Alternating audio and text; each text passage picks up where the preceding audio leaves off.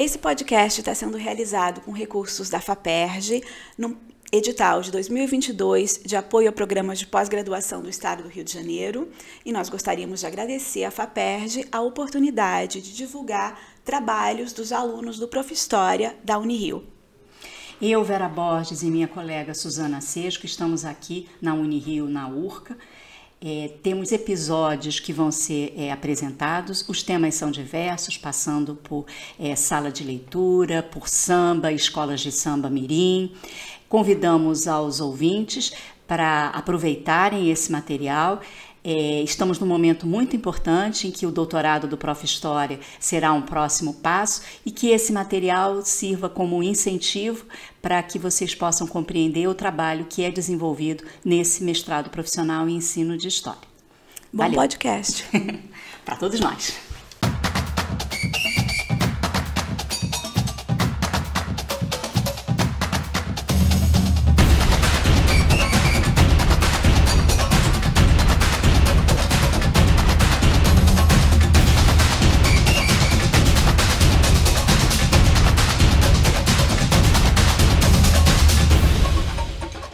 Eu sou Rafael Zamorano, sou professor credenciado do Profhistória Unirio, sou historiador, mestre em ciência política, doutor em história, e aqui no programa eu oriento trabalhos vinculados à linha de pesquisa, saberes históricos em diferentes espaços de memória, linguagens e narrativas históricas, produção e difusão.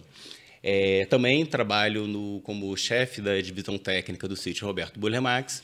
E hoje aqui tenho o prazer de conversar com o Anderson, egresso aqui do Profhistória Unirio, que vai falar um pouco sobre o seu trabalho de mestrado já concluído. Mas primeiro, Anderson, tudo bem? Se apresenta aí, fala aí do seu nome. Fala aí, Rafael. Muito bom te ver de novo, cara. Finalmente. Gostei muito de trabalhar. O trabalho que a gente realizou foi muito legal. Já queria deixar essa mensagem aí que você fez um trabalho muito legal de orientação. Foi muito... Obrigado. A gente teve um trabalho ali, foi um bate-bola muito bom e isso foi muito importante para a minha trajetória. A gente pensar que a orientação ela tem que ter esse dado de humanidade, eu sempre comentei isso contigo. Bem, meu nome é Anderson, sou professor de História da Rede Municipal atualmente, ingressei há pouco tempo na Rede Municipal do Rio de Janeiro, também atuo há muito tempo na rede particular de ensino, no Matriz Educação atualmente, e estou hoje ainda lá no Matriz Educação como coordenador. Sou formado pela PUC 2010, sou mestre em ensino de História a partir do Profhistória Unirio, em 2021, que eu fiz a conclusão. E o meu trabalho, ele foi o trabalho de análise de jogos, a partir desse bate-bola que a gente teve. Bacana. E fala aí qual foi o título da sua dissertação, como é que foi o teu produto? Fala um pouco do seu trabalho. Então, o título é Gamegrafia, uma capacidade educacional dos jogos do ensino de História, uma análise da capacidade educacional dos jogos do ensino de História, ficou bem extenso o título, e nós trabalhamos com aquele conceito de gamegrafia, Rafael, que foi uma brincadeira que a gente cunhou. Num primeiro momento a gente achou até que tinha um certo ineditismo, mas depois a gente viu que já estava rolando na internet, de tentar pensar uma proximidade dos jogos com a prática docente. Eu lembro de ter comentado com você que ao longo desse processo pandêmico que a gente passou por essa pandemia, ao longo dessa orientação, eu tive alguns eventos em que alguns professores falavam o quanto que os jogos eram negativos nesse ponto. E o que a gente buscou fazer e que acredito eu que ficou legal, ficou maneiro, foi um trabalho de aproximar esses jogos da capacidade, da possibilidade de docência, de mostrar olha, o jogo tem uma permanência ali, tem algo que deixa uma pegada, que deixa um dado, então é legal a gente pensar isso. Muito bem. E como é que você chegou, assim, dando aula, imagino que você tenha contato com muitos alunos que são vidrados em games, mas você joga também, você está inserido no universo gamer, como é que é a tua relação com os games? Cara, eu sou um cara que pode ser considerado um nerd, sou um geek raiz, então, assim, desde muito tempo eu jogo videogame, eu gosto de videogame. Eu sou de uma época que ainda a gente podia jogar bola na rua, valendo fofura, pra galera que tem essa origem aí, valendo aquele tobe. Mas eu também tinha os videogames como opção daqueles momentos que tava chovendo, que não tinha galera para bater uma bola. Então, assim, eu sempre aprendi muito com jogos. Então, por exemplo, um jogo que marcou muito minha vida foi o Medalha de Honra do PlayStation 1, que é um jogo que me mostrou muito sobre a Segunda Guerra Mundial. Eu fiquei muito apaixonado pelo tema da Segunda Guerra Mundial a partir daquele game. Então, assim, mas é engraçado pensar que eu, como profissional, eu não achava que o game tinha espaço na sala de aula. Então, eu assim, olhava e pensava assim, não, isso aqui é o meu momento de prazer, a profissão é diferente. Então, assim, era um espaço que eu já tinha muito contato e que eu não achava que estava inserido, entendeu? Não sei se eu respondi totalmente a sua pergunta. Não, respondeu sim. A gente percebe muito, por exemplo, que os jogos de tiro, né, os jogos de ação sempre tem uma temática histórica, né? Sim. Como Medalha de Honra, tem a temática, né, da Segunda Guerra, God of War tem uma temática mitológica, mas no seu trabalho você pegou só os jogos com temática histórica ou você incorporou outros trabalhos? A pergunta é, no trabalho, né, no seu produto, né, teve uma preocupação de não apenas apresentar os jogos históricos, mas também os problemas históricos que você pode pensar através dos games, né? Você fala um pouco disso, como é que isso apareceu na sua gamegrafia? Então, eu achei interessante a sua fala, que dá para a gente fazer um bate-bola legal, que é a questão dos roteiros. Roteiro é escolha. E tem jogos que fazem roteiros marcados pela propaganda, pelo marketing, a partir de leituras que a gente pode, por exemplo, pensar os ecos da Guerra Fria. Então, por exemplo, nós temos Call of Duty Modern Warfare 2, que é um jogo que tem uma propaganda americanizada, que é um jogo que tem ali uma visão de que os Estados Unidos é o defensor da democracia. E você tem jogos como, por exemplo, Battlefield 5, que é um jogo que ele busca trazer histórias não contadas. Então, assim, é interessante você tocar nesse ponto, porque, particularmente, você tem visões, você tem roteiros, você tem produtores de jogos, assim como aqui a gente tem, de certa forma, uma entrevista que está sendo selecionada, o que vai ser falado, os jogos também partem desse pressuposto, pois, afinal, são produções.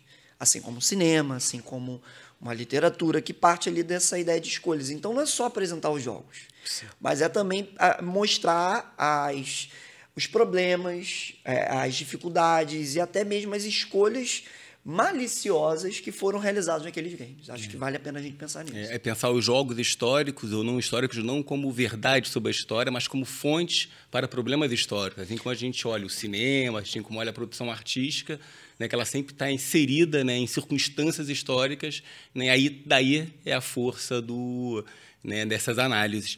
E me conta aí, depois do seu mestrado, depois que você desenvolveu esse produto, né, porque o mestrado profissional ele tem é um produto que ele tem esse subsídio da pesquisa, da metodologia. Depois que você terminou esse produto, qual foi a experiência que você teve enquanto professor, né? Como é que a experiência do mestrado, né, o que ela trouxe na sua experiência docente? Olha, Rafael, acredito que ela rompeu barreiras que estavam na minha cabeça, no sentido de, por exemplo, trabalhar com conteúdos, com produtos, com objetos não usuais dentro da sala de aula. Então, vamos lá, vamos relatar duas experiências. A primeira experiência que eu queria relatar é que o jogo Valiant Hearts, que é um jogo que foi você que me trouxe, que eu não conhecia, achei um jogo fantástico, é um acervo histórico, pedagógico ali, é um jogo que você tem uma jogabilidade simples, mas que é um jogo que traz muito documento, ele foi feito para ser um documento monumento, no sentido de game, de trazer acervo, é um jogo fantástico.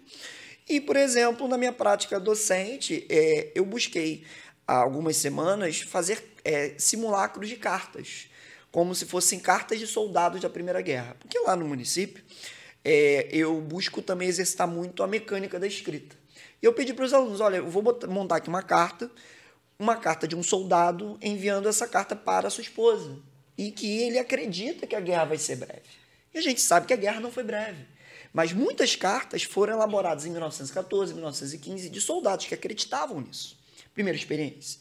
Segunda experiência, que foi muito impactante, foi que há 2 semanas atrás, aproximadamente, eu peguei um trecho do jogo Battlefield 5, que é um jogo que traz histórias não contadas.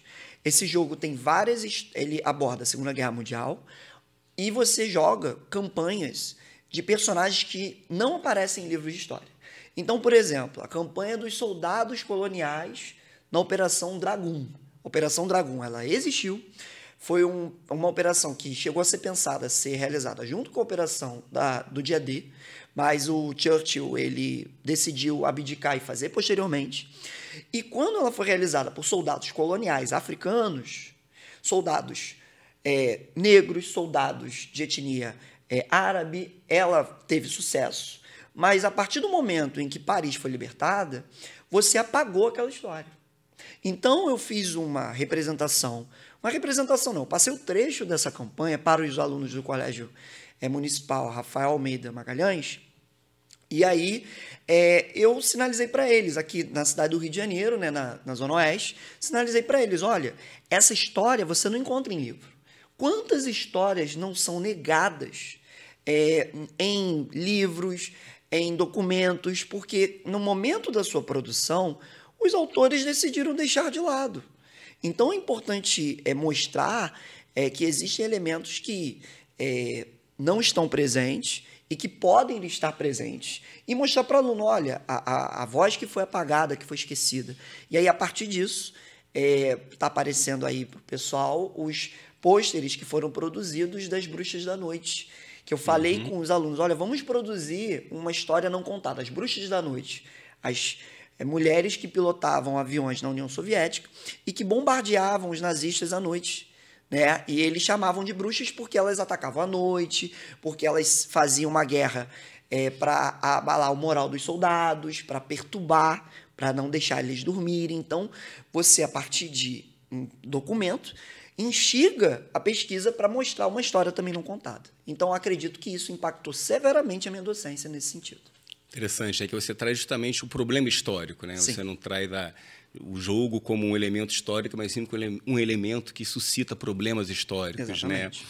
Né? Anderson, uma pergunta aqui. Você recomendaria o Prof. História para colegas da rede pública, rede particular, para professores de história? Recomendo, com certeza. Acredito que o Prof. História ele está fazendo uma ponte necessária de academia e docência.